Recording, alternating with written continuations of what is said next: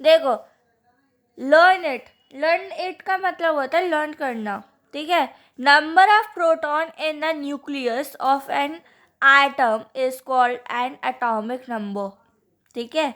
जो proton neutron होता है न्यूक्लियस में, उसी को ही क्या बोलते हैं, एटॉमिक नंबर बोलते हैं। क्या बोलते हैं, एटॉमिक नंबर, ठीक है। सेकंड है the total number of proton and neutron electron in the nucleus of an atom is called its mass number. तो उसको मास नंबर कहते हैं। जो प्रोटॉन और न्यूट्रॉन को न्यूक्लियस में रखता हो उसको मास नंबर कहते हैं। Third, an atom has the atomic mass number is 23 and atomic number is 11। जिसका एटॉमिक नंबर 11 हो और मास नंबर कितना हो, 23, ये इसका आंसर आ जाएगा। The atoms had dash electrons, 12 electrons होता है ना। इसी को ही देखो, इसी के आम सी लैंग्वेज में बोलेंगे, ये एक न्यूक्लियस है। न्यूक्लियस डिस्ट्रीब्यूट होते हैं इन सारे पार्ट में, K shell, L shell, M shell, N shell में डिस्ट्रीब्यूट होते हैं। अब देखो, न्यूक्लियस क्या काम करता है, न्यूक्लियस जो होता है ना इन पार्टों में डिस्ट्रीब्यूट होता है, K shell, L shell, M shell, N shell में डिस्ट्रीब्यूट होता है। अब देखो, प्रोटॉन न्यूट्रॉन, जो प्रोटॉन न्यूट्रॉन होता है ना वो डिस्ट्रीब्यूट होता है के शेल में, एन शेल में, एम शेल में और एन शेल में, ठीक है। बस इसका काम ये है। और प्रोटॉन न्यूट्रॉन जो होता है ना वो मास नंबर होता है, ठीक है। उसका सिर्फ ओनली मास नंबर रखता है वो। An atom of an element is 11 protons, 11 electrons and 12 neutrons.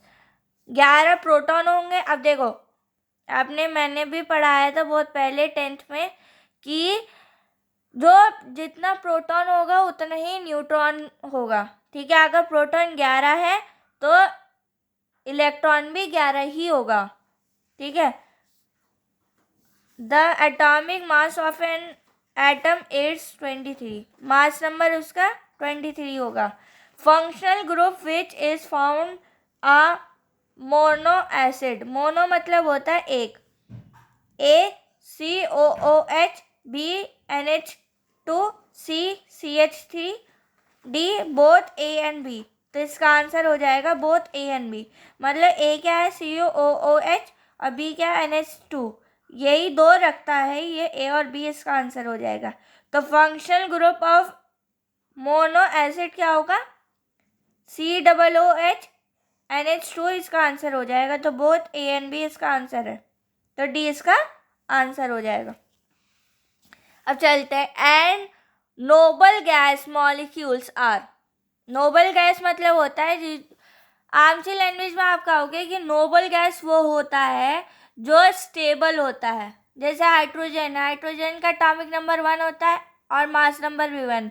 तो ये आगे डिस्ट्रीब्यूट नहीं होगा, ये रखेगा नहीं कि मुझे ये स्टेबल है। ये जैसे ऑक्सीजन है, ऑक्सीजन O2 रखता है ना, O2। तो हाइड्रोजन, कुछ ऐसे गैसेस होते हैं, मैंने पीरियोडिक क्लासिफिकेशन ऑफ एलिमेंट मैंने आपको अपलोड किया था, उसमें मैंने आपको समझाया था कि कुछ ऐसे नोबल गैसेस होते हैं जो स्टेबल होते हैं। तो मैंने आपको समझा रखा है ना, बता रखा है, आपको पढ़ा भी रखा है कि नोबल गैसेस होते क्या है, ठीक है। Are A monoatomic, B diatomic, C triatomic, D both 1 and 2, ठीक है। ट्राई का मतलब होता है 3 एटॉमिक रखता है, नहीं। डाई का मतलब होता है 2 एटॉमिक रखता है, नहीं। मोनो एटॉमिक मतलब 1 एटॉमिक रखता है, तो मोनो एटॉमिक इसका आंसर हो जाएगा, ठीक है। मैंने यहाँ पे लिखा हुआ है कि स्टेबल का मतलब होता है कम्प्लीटली फुल्ड ऑब्जेक्ट, मतलब कम्प्लीटली फुल्ड हो जाएगा ये। स्टेबल है, स्टेबल का मतलब होता है कि कम्प्लीटली फुल्ड है, मतलब ये अगर कोई इससे मांगेगा कि मुझे दे दो जैसा ऑक्सीजन है, ऑक्सीजन का O2 है, ठीक है, एक ये ऑक्सीजन डिस्ट्रीब्यूट करेंगे, तो ये कुछ ऐसे एलिमेंट होते हैं जो डिस्ट्रीब्यूट करते हैं और कुछ ऐसे एलिमेंट होते हैं जो डिस्ट्रीब्यूट नहीं कर पाते हैं। तो स्टेबल का मतलब होता है जो कम्प्लीटली फुल्ड होते हैं, वो देने को तैयार है, अगर मांगोगे तो वो देने को तैयार है।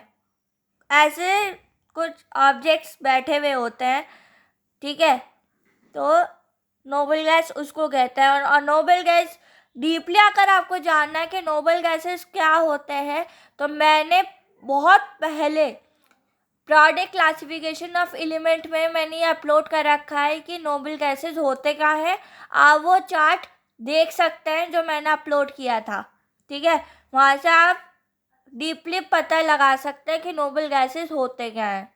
जस्ट 18th ग्रुप, बस इतना मैं समझाऊंगी कि जो 18th ग्रुप वाले एलिमेंट होते हैं, सबसे बिल्कुल लास्ट में 18 एलिमेंट है आर्गन क्रिप्टन ज़ेडन वाले, उसी को ही नोबल गैस कहते हैं। और अगर आपको इसी को ही और डीपली जानना है तो मैंने ये प्रोडक्ट क्लासिफिकेशन ऑफ एलिमेंट में मैंने आपको पढ़ा भी रखा है और समझा भी रखा है, वहाँ से आप लेक्चर समझ सकते हैं कि नोबल गैसेस होते क्या हैं।